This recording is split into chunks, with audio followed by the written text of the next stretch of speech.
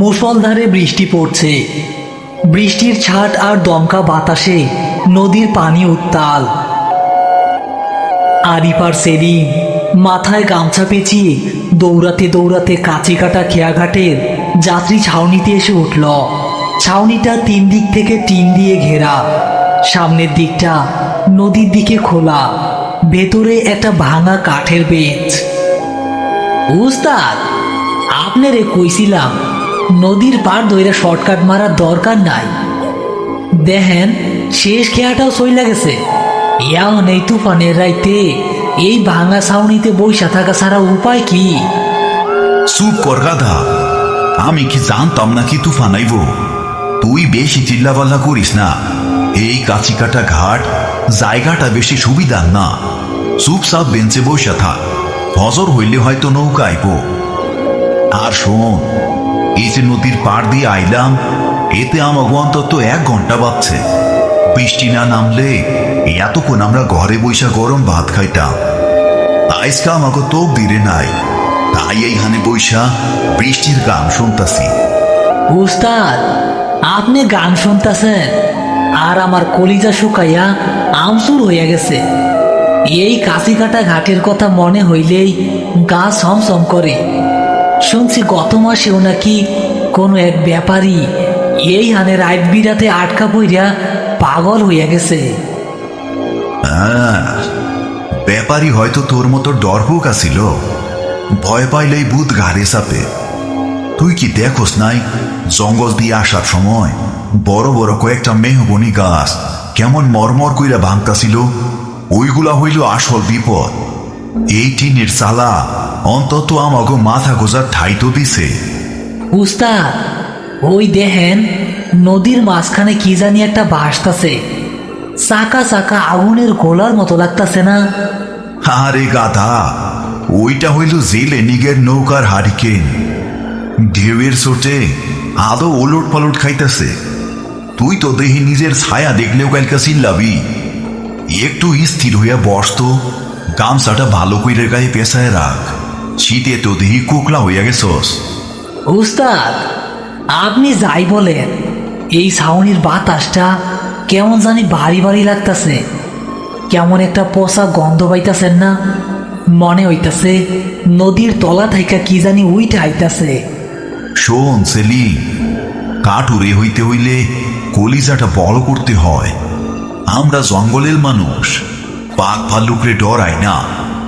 আর তুই ডরাইতাছস এই পচা বাতাস রে। বৃষ্টিটা একটু কমুক, দেখবি সব ঠিক হইয়া গেছে। এখন চোখ বন্ধ কইরা জিমাইতে থাক। তর্ক কইরা রাইত পার করার দরকার নাই। কাঁচিকাটা ঘাট নিয়ে গ্রামের মানুষের মধ্যে অনেক ভয়ঙ্কর গল্প চালু আছে। নদীর এই জায়গাটা খুব গভীর। গত কয়েক বছরে এখানে বেশ কয়েকটা নৌকাডুবির ঘটনা ঘটেছে, আর অনেক মানুষের লাশ পাওয়া যায়নি। সেলিম ভয়ে ভয়ে চারদিকে তাকাচ্ছে। হঠাৎ বৃষ্টির শব্দের ভেতর থেকে কাদায় পা ফেলার শব্দ শোনা গেল। কেউ একজন যাত্রী ছাউনির দিকে হেঁটে হেঁটে আসছে। সেলিম ভয়ে আরিফের পেছনে লুকিয়ে পড়ল। উস্তাদ, কে যেন আইতাছে মনে হইতাছে। কে রে? কে ওইখানে? অন্ধকারের ভেতর থেকে হ্যারিকেন হাতে একজন বয়স্ক লোক ছাউনির ভেতরে ঢুকল। তার গায়ে একটা পুরনো রেইনকোট, মাথায় মাথাল বা কৃষকদের টুপি। লোকটার মুখ দেখে আরিফার সেলিম হাঁপ ছেড়ে বাঁচল। আরে মতিন কাকা, আপনি এত রাইতে এই তুফানের মধ্যে মাছ ধরতে বাইর হইছেন নাকি? আপনি তো ভয় লাগাই দিছিলেন আমাগো। আর কইও না বাজা, গরিবের আবার দিন আর রাত। এই তুফানে তো বড় মাছ জালে আটকায়। তোমরা এইখানে কি করো? খেয়া পাও নাই? না কাকা, বাজার থেকে ফিরতে দেরি হইয়া গেছে। আজকা দেখি ঘাট ফাঁকা, রাইটটা এখানেই পার করম লাগবো। পাগল হইছ নাকি আরিফ? এই ভাঙা ছাউনিতে রাইত কাটাইবা? তুফান তো কেবল শুরু। একটু পরে নদীর পানি বাইটা এই ছাউনি ধুইবা যাইব। কোন কি চাচা, তাইলে আমাকে উপায়? আরে উপায় আছে। আমার বড় নৌকাটা ওই যে ওই কদম গাছটার নিচে বাঁধা আছে। নৌকার ভিতরে সুন্দর ছাউনি আছে, তাম আকাশে শুকনা মুড়ি আছে। চলো আমার নৌকায় গিয়া আরাম কইরা রাত কাটাইও। ফজর হইলে তোমাকে পার কইরা দিমু। উস্তাদ, চলেন চলেন, এই ঠান্ডায় মইরা যাওয়ার থাইকা মতিন কাকার নৌকায় বৈশা মুড়ি খামু, তাও অনেক ভালো। চলেন কাকা। সেলিম এগুতে যাবে, ঠিক তখনই আরিফ সেলিমের হাত শক্ত করে চেপে ধরল। আরিফের চোখ হ্যারিকেনের আলোর দিকে। হ্যারিকেনের আলোয় কাঠের বেঞ্চের পেছনে টিনের বেড়ায় আরিফ আর সেলিমের কালো ছায়া পড়েছে। কিন্তু মতিন কাকা হ্যারিকেনের ঠিক সামনে দাঁড়িয়ে থাকলেও টিনের বেড়ায় তার কোনো ছায়া নেই। শুধু তাই নয়, মতিন কাকার পা থেকে পানি গড়িয়ে নিচে পড়ছে না, বরং পানি যেন নিচ থেকে ওপরের দিকে উঠছে। দাঁড়া সেলিম। কি হইল উস্তাদ? মতিন কাকা, আপনার বড় নৌকাটা তো গত বছর গাঙের পানিতে ডুইবা গেছিল। আপনি না নতুন ছোট ডিঙে কিনছিলেন, বড় নৌকা পাইলেন কই? মতিন কাকার মুখের হাসিটা হঠাৎ করেই মিলিয়ে গেল। তার চোখ দুটো ঘোলাটে হতে শুরু করলো। ওইটা আমি পানি দাইকা তুইলে আনছি। আরে চলো নৌকায় চলো, নদীর পানি অনেক ঠান্ডা, আমার একা একা ঠান্ডা লাগে। না কাকা, আপনার নৌকায় আমরা যাবো না, আমরা এইখানেই থাকবো, আপনি যান। রাইত তো অনেক হইছে। আরে আমার নৌকায় না গেলে যে আইজ রাইতে তোমাকে পানিতে ভাষণ লাগবো। আরে বুঝে গেছে, সামনে দাঁড়িয়ে থাকা লোকটা মতিন কাকা নয়, এটা নদীর জলের কোনো অতৃপ্ত সত্তা, যে তাদের নদীর গভীর পানিতে টেনে নিয়ে যাওয়ার জন্য ভাব পেতেছে। কালু ফকির এখানে নেই, তাদের নিজের বুদ্ধি খাটিয়েই বাঁচতে হবে। উস্তাদ, ও উস্তাদ, ওনার পা দেখেন, ওনার দুইটা পা তো মাটির দিকে না, উল্টা দিকে ঘুইরা আছে। ইয়া মাবুদ! মতিন কাকার শরীরটা এবার ধীরে ধীরে বড় হতে শুরু করলো। তার রেইনকোটের ভেতর থেকে নদীর পচা শ্যাওলা আর কাদার গন্ধ বের হচ্ছে। সে একটা হাত আরিফের দিকে বাড়িয়ে দিল। আমার নৌকায় চল আরিফ, নাইলে তোকে দুজনের রক্ত আমি এই ছাউনিতে খামো। ছায়াহীন মতিন কাকা তার পচা শেওলা ধরা হাতটা আরিফের দিকে বাড়িয়ে দিয়েছে। তার চোখ থেকে ঘোলাটে নদীর পানি গড়িয়ে পড়ছে। সে এক পা করে তাদের দিকে এগুচ্ছে। আরিফ এক মুহূর্ত দেরি না করে পেছনের দিকে রাখা সেলিমের বাজারের বস্তায় হাত ঢুকিয়ে দিল। হায় আরিফ, নদীর তলায় অনেক শান্তি, তোর রক্ত দিয়া আজ আমি গোসল করব। উস্তাদ, উস্তাদ, ও তো গাড়ির কাছে আইসা পড়ছে, কিছু একটা করেন। সেলিম, চোখ বন্ধ কর। আরি প্যাকেটটা দাঁত দিয়ে ছিঁড়ে প্যাকেটের ভেতর থাকা সাদা গুঁড়ো জিনিসটা এক ঝটকায় পিশাচটার চোখের উপর ছুঁড়ে মারল। সাদা গুঁড়োগুলো পিশাচের ভেজা মুখের উপর লাগার সাথে সাথে চ্যাত করে একটা শব্দ হলো এবং সেখান থেকে সাদা ধোঁয়া বের হতে শুরু করলো। আমার চোখ, আমার চোখ, এইটা কি? তুই আমারে কি দিয়া মারলি আরিফ? এইটা বাজারের কিনা খাঁটি লবণ, নদীর মিঠা পানির ভূত তুই। লবণের জ্বালা তোর হাড্ডি গুড্ডি পর্যন্ত পুরাইয়া দিব। আরিফের তীক্ষ্ণ বুদ্ধি কাজে লেগে গেছে। সে জানে জল পিশাচ বা নদীর অশুভ আত্মা লবণের সীমানা পার হতে পারে না। লবণ তাদের চামড়া পুড়িয়ে দেয়।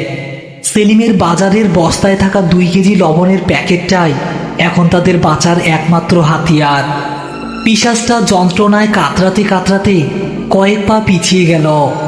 সে লবণ গণ্ডির বাইরে দাঁড়িয়ে রাগে ফুঁসছে। তার আসল রূপ ধীরে ধীরে বেরিয়ে আসছে। মুখের চামড়া খসে গিয়ে মাছের মতো কানকো দেখা যাচ্ছে। হ্যাঁ উস্তাদ, আপনি তো ম্যাজিক দেখায় দিলেন। ভূত তো লবণের ডরে কাছে আইতাছে না। খুশি হওয়ার কিছু নাই রে সেলিম, আমরা সাময়িক সময়ের জন্য বাইচা গেছি। তুই বাইরে তাকায়া দেখ। কতক্ষণ বৈশা থাকবে এই গন্ডির ভিতর? নদীর পানি তো উইঠাইতাছে, আর 2 মিনিট পানি আইসা তোর লবণ ধুইয়া নিয়ে যাইব, তারপর তোরা আমার। উস্তাদ, পানি তো গন্ডির কাছাকাছি আইসা পড়ছে, এখন আমরা কি করবো? লবণের দাগ তো এবার মইসা যাইব। আরিফ খুব দ্রুত চারপাশটা পর্যবেক্ষণ করল। সে কাঠুরে, কোন জিনিসের ভার কতটুকু সেটা সে খুব ভালো বোঝে। সে দেখল যাত্রী ছাউনির সামনের দিকে লোহার খুঁটিটা অনেক পুরনো এবং জং ধরা। তুফানের বাতাসে চালের ভারী টিনগুলো মটমট শব্দ করছে। সে একটা বুদ্ধি বের করল। সেলিম, তোর হাতে যেই বাঁশের লাঠিটা আছে ওইটা শক্ত কইটা ধর। আমি যখন মার কমু তুই তোর সর্বশক্তি দিয়া ওই জং ধরা লোহার খুঁটিটায় বাড়ি মারবি। আমি পিশাচটারে খুঁটির নিচে ডাইকা আনতাছি। কিন্তু উস্তাদ, চাল ভাঙা পড়লে তো আমরাও চাপা পড়বো। আরে, আমরা পেয়েছে তলায় লুকামু। তুই খালি আমার কথা শোন, রেডি থাক। আরিফ সোজা হয়ে দাঁড়ালো এবং গন্ডির একেবারে শেষ মাথায় গিয়ে পিশাচটার দিকে তাকালো। তার মুখে কোনো ভয় নেই, বরং একটা তাচ্ছিল্যের হাসি। এই ছায়াহীন ভূত, তুই তো একটা কাপুরুষ। তোর এতই যদি সাহস থাকে তাইলে আয়না সামনে আয়, আমার গলা ধর। এত বড় সাহস! পানি আইসা পড়ছে, এই তো লবণের দাগ মুইসা গেল। অন্তরে আমি জ্যান্ত সিবায়া খাবো। নদীর পানি এসে সত্যি লবণের দাগটা ভাসিয়ে নিয়ে গেল। পিশাচটা একটা বিকট শব্দ করে লবণের গন্ডি পার হয়ে সোজা আরিফের দিকে লাফ দিল। সে ঠিক যাত্রী ছাউনির সেই দুর্বল লোহার খুঁটিটার নিচে এসে পড়েছে। সেলিম, মার্কো এহনে। ইয়া আল্লাহ, বাঁচাও আমাগো! টং করে একটা বিকট শব্দ হলো। সেলিমের বাঁশের আঘাতে জংধরা খুঁটিটা মাঝখান থেকে মটমট করে ভেঙে গেল। তুফানের বাতাস আর খুঁটি ভাঙার কারণে ওপরের ভারী লোহার অ্যাঙ্গেল সহ বিশাল টিনের চালটা হুড়মুড় করে ভেঙে পড়ল ঠিক পিশাচটার মাথার উপর। লোহার ভার সরা, আমারে সাইরা দে, আমারে সাইরা দে। অশুভ আত্মারা কখনোই লোহার নিচ থেকে বের হতে পারে না। টন ওজনের লোহার চাল আর টিনের নিচে জল পিশাচটা চিরতরে আটকা পড়ে গেল। আরিফ আর সেলিম ব্রেঞ্চের তলা থেকে কোনো মতে হামাগুড়ি দিয়ে বেরিয়ে এলো। তাদের গায়ে কাদা আর ধুলো, কিন্তু শরীরে কোনো আঁচড় নেই। তারা দেখল টিনের চালের নিচ থেকে নদীর পানি লাল হয়ে বেরিয়ে যাচ্ছে এবং পিশাচটার আর কোনো শব্দ নেই। উস্তাদ, আপনি তো আজকে নিজের মাথা খাটাইয়া জমদূতরেও ফিরাইয়া দিলেন। আমি তো ভাবছিলাম আজকে আমাদের লাশ গাঙে ভাসবো। হ্যাঁ, জঙ্গল আর গাঙের ভূতগুলা বোকা হয় রে সেলিম। তাকো গায়ের জোর বেশি, কিন্তু বাইনসের মতো বুদ্ধি নাই।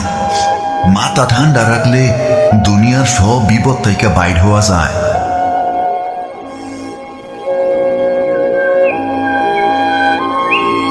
দূরের মসজিদ থেকে ফজরের আজান ভেসে এলো।